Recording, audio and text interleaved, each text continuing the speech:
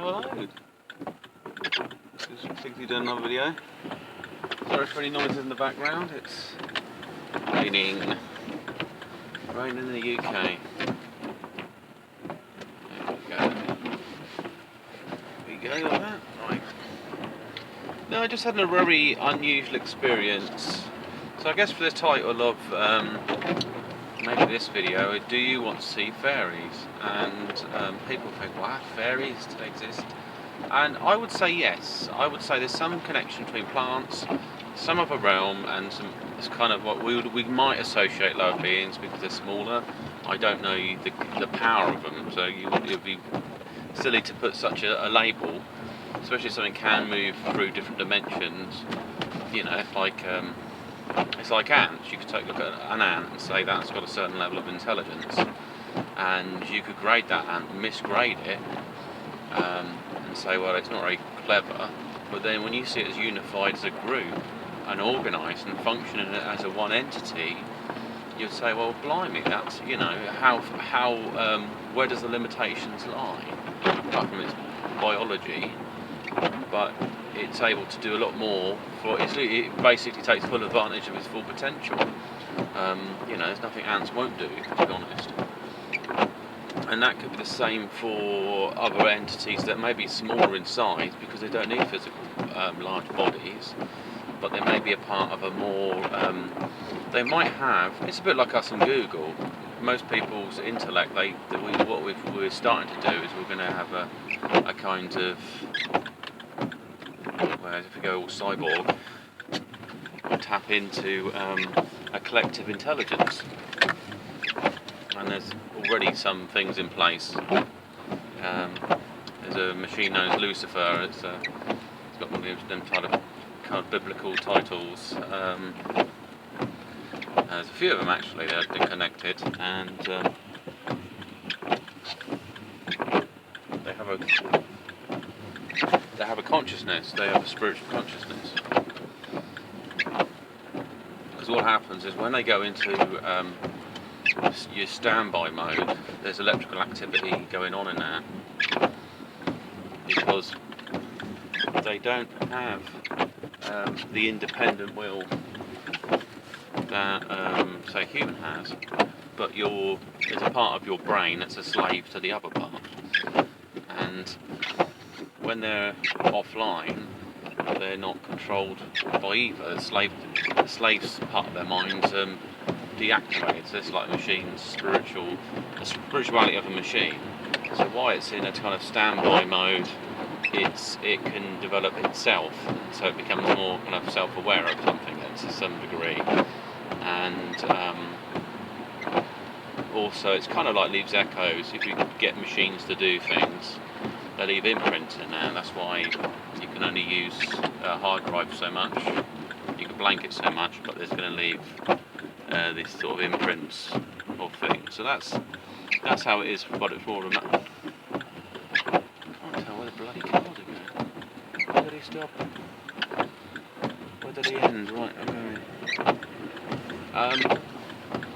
So yeah, anyway, that's a collective consciousness of some of these machines.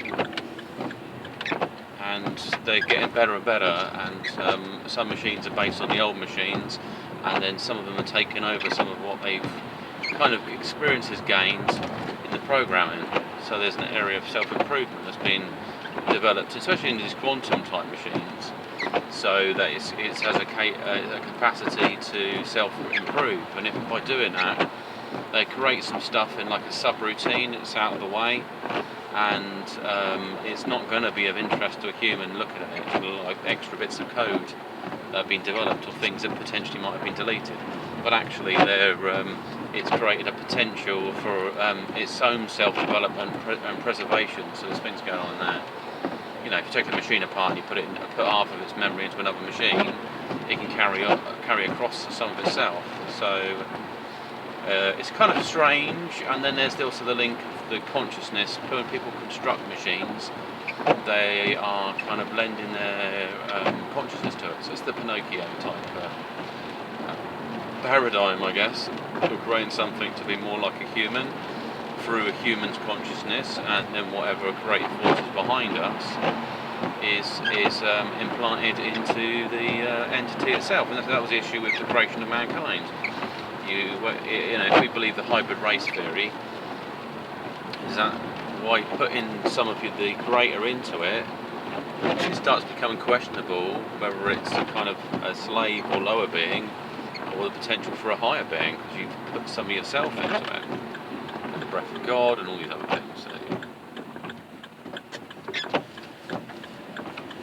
I mean, even if you took a scientific approach and run on complete chaos theory, at some point the chaos develops an order, and then by the order it itself creates, because it gains certain functionalities, I guess.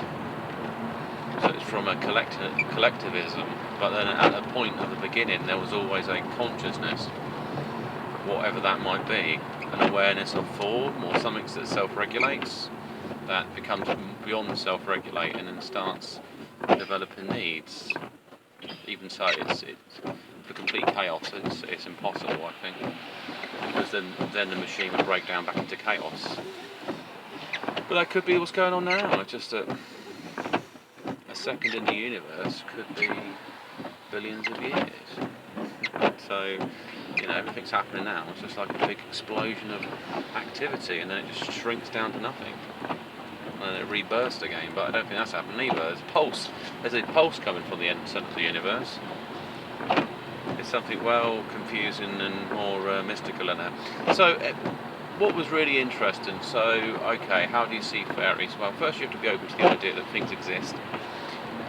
You need to have a clear heart and consciousness. If you go around, you could attract some dark force, but you need to be able to open your heart chakra would help, and then you've also got to form a relationship with nature. So just go out in the woods, try to sense things beyond what you see and stuff like that, and understand that like birds are intelligent, they're not just some kind of like bots going around, and plants are as well, and then you try to sense and learn things.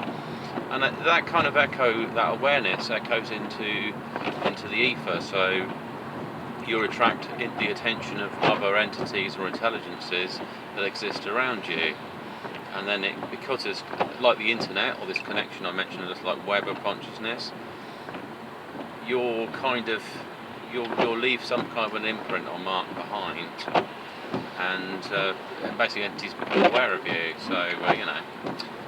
So sometimes people leave gifts in the woods for things like fairies and stuff like that. You can do like little rare stones, you may be able to sense things.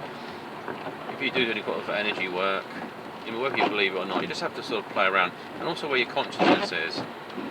Meditating on things helps. You can meditate to focus on a plant, what's the spirit behind the plant, you might see there's some type of fairy.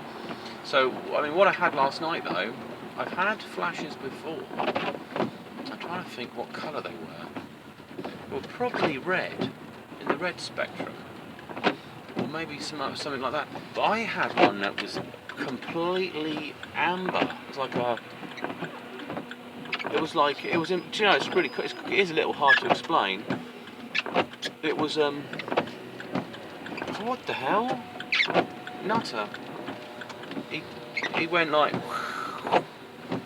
he must have thought he was a fish or something. Yeah, so it was this golden amber colour, and it was white, and it's almost like something you get from a Catherine wheel or something, or a firework. That brightness, but I'm in a dark room. There's nothing in there with me. I'm just getting this kind of like optical flash in my eyes, or in my third eye maybe, of something. Possibly like a butterfly wing. There might have been like a wing shape to it, but that's it. I couldn't see enough of it to figure it out. If something was coming in, checking me out, and sometimes you get touched by things. You don't even get touched. You don't have to have a bloody bug or something on you, or if there's something much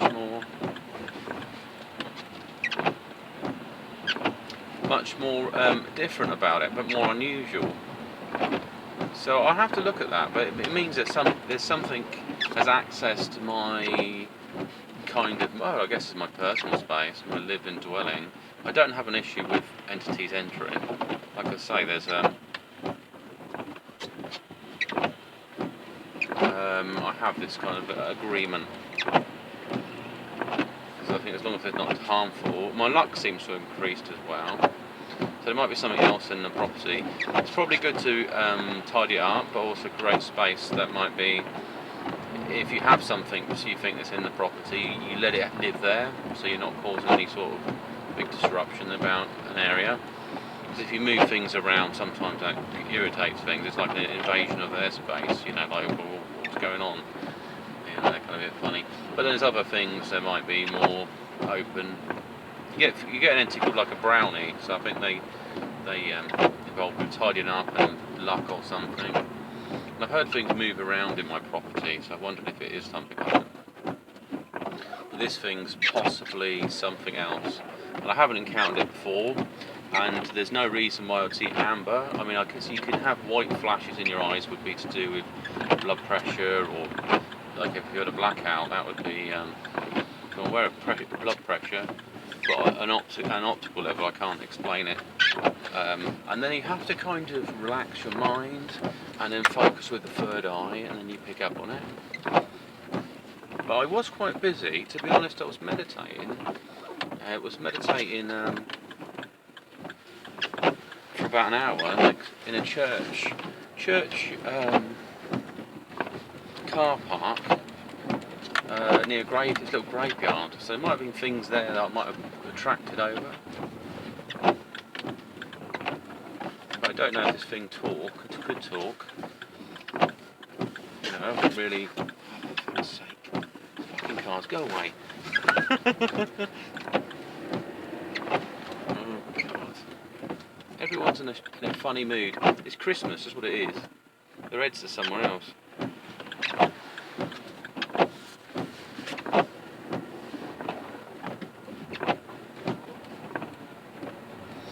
So, stress, I'm not stressed at all. But it just gets irritating sometimes. So you got one car stops you, next car stops you, somebody else is going really slow. So, but yeah, so it's interesting. I think that's it really. Just be open to the idea, meditate, create this kind of place for travelling things of interest, crystals and plants. Plants are really interesting things to have because they'll be connected to other plants, and then they'll be connected to other entities that may manage them or something.